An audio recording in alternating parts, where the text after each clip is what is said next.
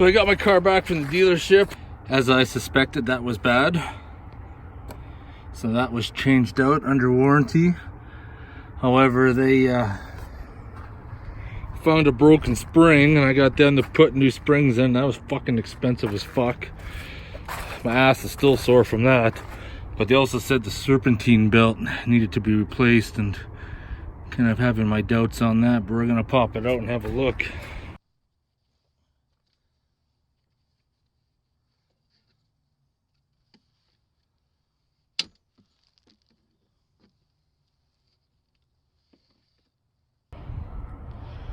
Yeah, upon closer inspection, it does need to be changed. It is cracked up and it's feeling kind of dry, so they weren't trying to rip me off. Waters have stopped within inches of pouring over locks, and some people who were forced to leave have now been allowed to return. But more than 10.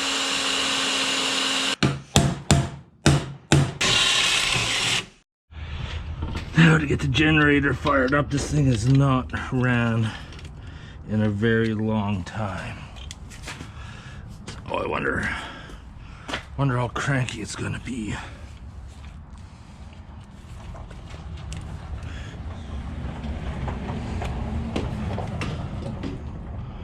That's where jump starters come in handy.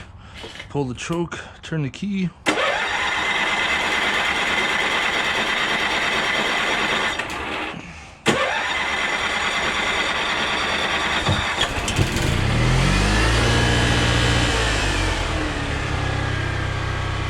Let her idle up a bit. No power. That's not a good sign.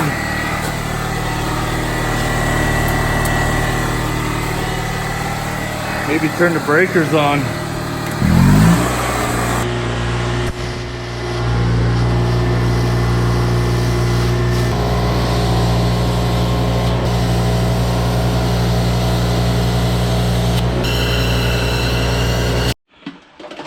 I've used a lot of soldering irons in my day, but this one here is by far the best I've ever used. What the heck is it? It's a TS100.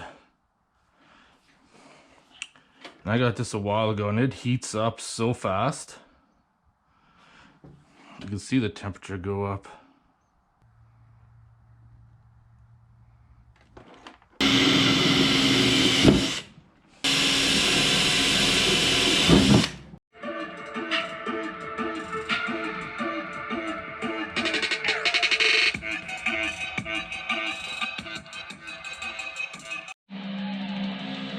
Another project done, and then I can get back to work on this. This was a fun little project. Gonna make some revisions to it in the future though. And you got another kill. I see all the blood on the ground. And you got yourself a mouse in your cage. That's a pretty impressive feat. Look at this fucking bullshit right here. May 5th. May the 5th. And look at the snow outside that came down. But the world is apparently warming twice as fucking fast, and it's May and it's goddamn fucking snow, okay? Fuck you. All those fucking global warming climatards can take a good long hard suck in my cock and fuck off. This is how messed up the weather is. Yesterday snow, today it's all gone. Right, Tomcats? Alright, we'll continue on. Fit up the sway bar. Bushings back in, then work on the power steering mod. Start by re-lubing these bushings. I don't even know what the proper lube to use would be, so I'm going to use some white lithium grease. See if that helps out or not. Because the grease that these pulley bushings did come with, this I dried out because of the rust, but the grease stayed in that one. We POR'd 15 the sway bar and then painted it, so hoping for some changes. First winner will tell us if it's crap or not. Oh, comes the fun part. Spread these again. Get them on. Roughly to where they gotta be. Here's my pro tip for you guys. Putting bolts back in the frame. Anti-seize everything.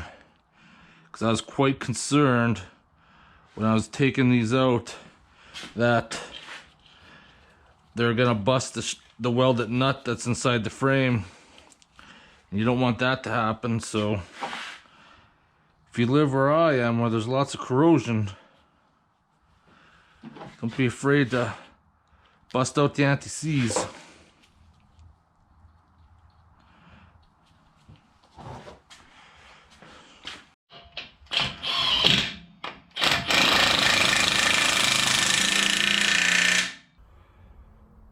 Didn't like the white grill, so I threw some black and red paint on, just kind of graffitied them, and threw some graffiti stickers on the boom box to kind of liven it up a little bit. Looks alright. Now we're gonna tackle the power steering. Do the power steering, tackle the fenders. One job at a time. Do you wanna go inside? You wanna go inside? Are you just resting out here? And you want to go inside? And you want to go inside? What do you want to do? The last few days have been pretty crappy, so just made it out to the garage right now. We're going to work on the power steering, but it was Beer Fest this past weekend, and these are some of the stickers I picked up from Beer Fest, but I got a little story to talk about that. So my little beef is why do people need to make up stories? So one of the guys at work, he went to Beer Fest on the Friday. So kind of give you an example here. From the time he would have got home from work to the time he left for Beer Fest would have been 3 hours. So he claims he consumed 12 beer before he went down to Beer Fest.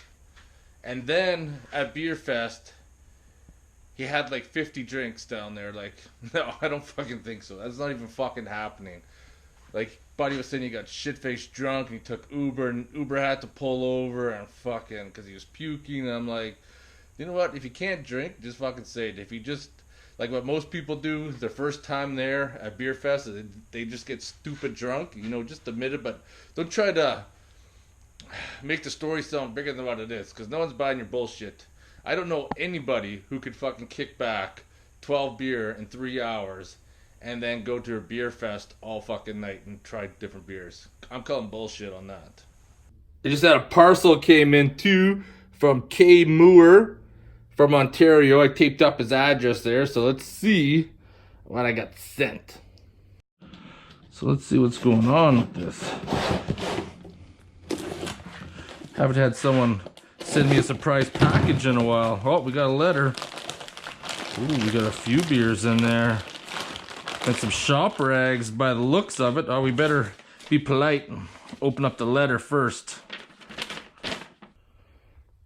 So it says, "Hi Jerry, I've been watching your videos for some time now and always enjoy them. I found you back when I had my 06 TJ and was installing my Novak shifter cable. I sold the Jeep, but still watch your videos regularly. Enclosed are a few beers from some local Ontario craft brewers. Hope you enjoy them for motherfucking beer time. Thanks for making the videos, Kevin." Let's see what we got here.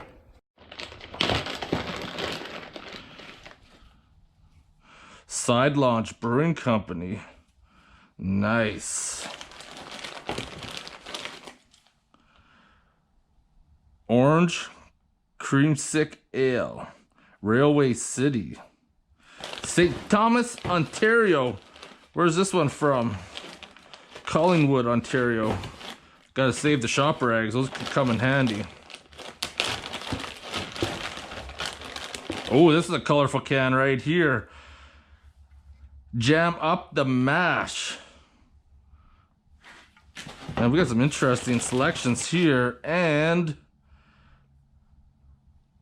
Is that Ebb and Flow Session Sour? Ooh, I like the sour beers. Nice. Just put the beers in the fridge when it's motherfucking beer time. We're gonna try one of those suckers.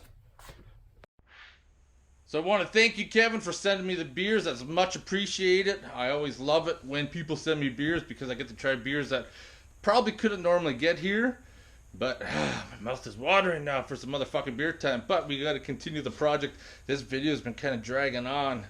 We've gone through a snowstorm and fucking everything. And yeah, we haven't really accomplished anything. So let's get some shit done. So with the power steering, what I'm going to do is cut it off just a little bit higher. And I got this 90 we're going to shave down a bit. Not the 90 I wanted. I wanted female both end, but that wasn't the way it's going to work, so this is what I have to deal with. When you're buying parts and they don't have what you need, it's like being in Russia. You got to make it work.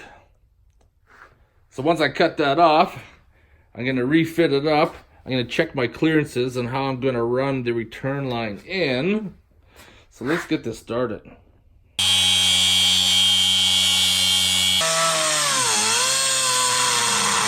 Here's my safety tip for you, 101. If you're going to use brake clean on something and weld, make sure it's the non-chlorinated type. Because if it isn't, you're probably going to kill yourself with some homemade fucking mustard gas. Let's just spray around this greasy hole here before we decide to polish her up. Alright, couple things here. Looks like that return line is like pushed in and then brazed. Not a big deal. Alright, pick this thing up. This thing's kind of awkward.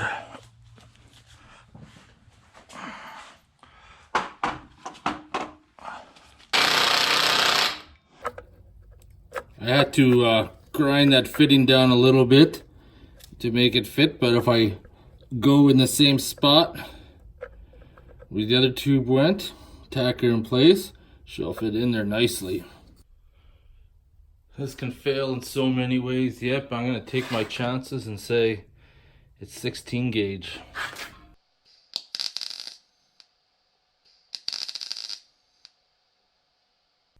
You know what? I started off with good intentions. Started welding like a base because it's so thin. And then I decided, what am I doing? What am I doing? I'm overthinking this. The return line can go anywhere. Why am I trying to do all this work to make it fit when I could just put it on the side there? But I need to seal in that hole, and then my welder tip shit the bed. I wonder if dirty old Princess Auto will sell these. Fuck. It's the problem with having the ESOP Rebel. It's a great welder, but just can't go down to your local store and get some tips, I don't think. We're gonna have to find out. Anyways, that's where I'm at right now. Gotta shut her down until I get the welder back. Alright, just heading to Princess Auto. I doubt they're going to have the welding tips I need. Probably have to make a trip down to KMS Tools after work, which sucks because traffic's usually pretty shitty that time of day, but it is what it is.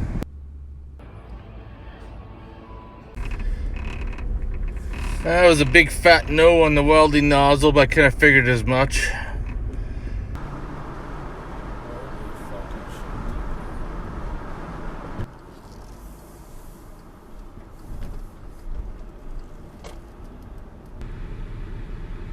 I'm set, got thinner wire, extra tips. Good to go for a while, I hope.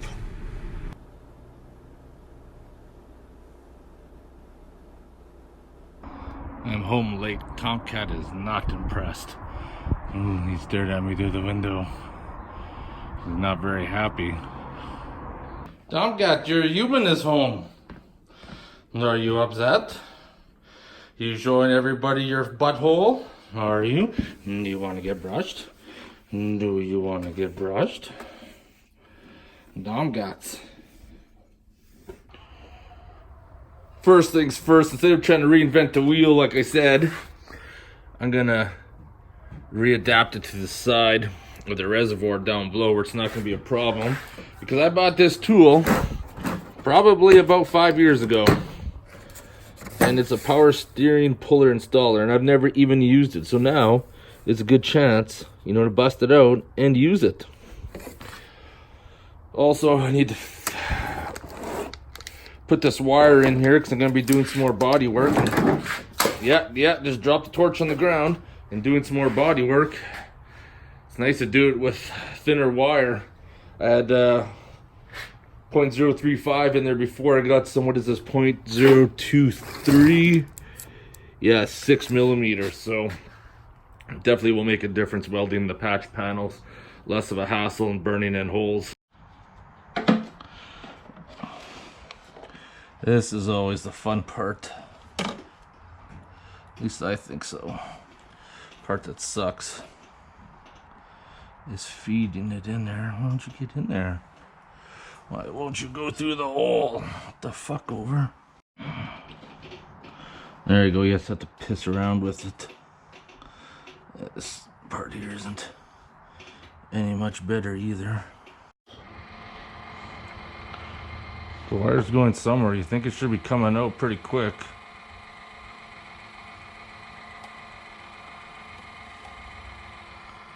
Holy crap, how long is this gonna take? Oh, there we go. So this wire here, I can go to 24 gauge, which is good because other wire I could only go down to 20. However, the thickest I can go with this wire is 1/4 inch. That's what I like about this E-sub. All right, let's check the tension. That should work. I know I got a 1/2 inch in here somewhere. I do have wrench organizers. I just haven't set them back up in a while. I need to do that sometime, very near future. All right, this we're gonna see what happens. Everybody said Milwaukee number 3 is the one. See if things are gonna go south.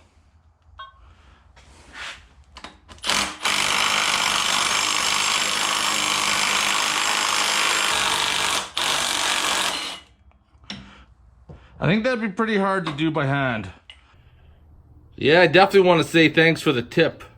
Putting it on number 3 definitely woke her up. I just had it on that last setting because I thought that was the best setting because it's the like a controlled torque, but apparently that's not the case. Not gonna lie, she's pretty warm. Could probably roast your nuts off of it. I don't know if this gun's gonna have enough power to remove the bolts from the power steering pump here. Oh yeah, easy.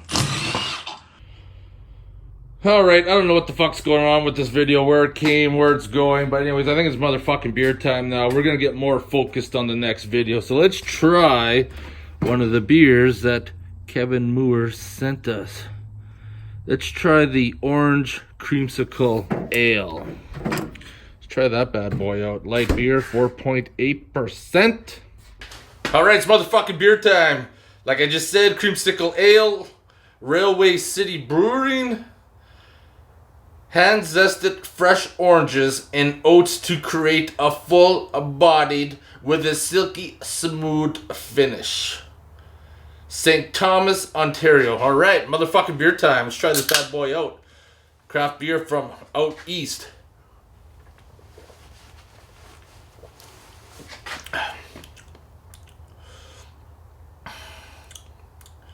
Interesting.